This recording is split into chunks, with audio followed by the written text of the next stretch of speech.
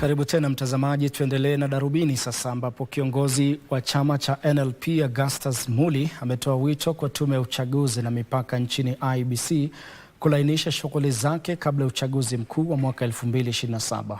Aidha, alisema ni mchakato unaohakikisha chaguzi za kuaminika pekee ambao utadumisha imani miongoni mwa Wakenya. Kulingana na Muli, chama cha NLP pamoja na vyama vingine vyenye maoni sawa vinashirikiana kubuni muungano thabiti utakaodumisha ushindani mkali kwenye uchaguzi mkuu wa mwaka 2027.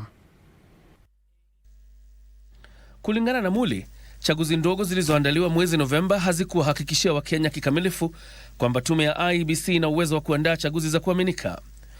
Muli amehimiza tume hiyo kujitahidi kurejesha imani ya umma kwa kuhakikisha uwazi na utayari taifa hili linapojiandaa kuandaa uchaguzi mkuu wa mwaka 2027.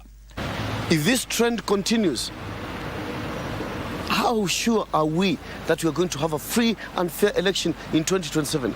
They cannot guarantee us that.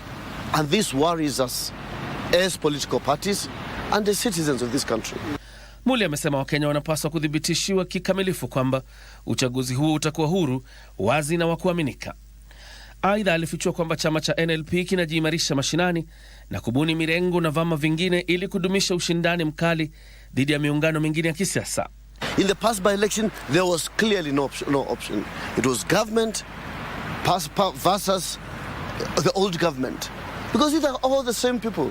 They're all part of the same thing. They have nothing new to offer to Kenyans. They have nothing to offer to us. Muli alikosoa viongozi wa sasa wa kisiasa kwa kuzingatia malumbano badala ya kushughulikia maslahi ya Wakenya.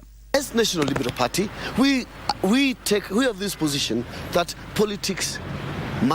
leadership must be a service. Serve your people for 5 years. Pia alivyonya vyama vikubwa dhidi ya majaribio ya kuhujumu vile vidogo au kutumia mbinu zisizo za kikatiba kuvisambaratisha, akisisitiza kwamba demokrasia hunawiri kwenye uanuai na ushindani ufaao.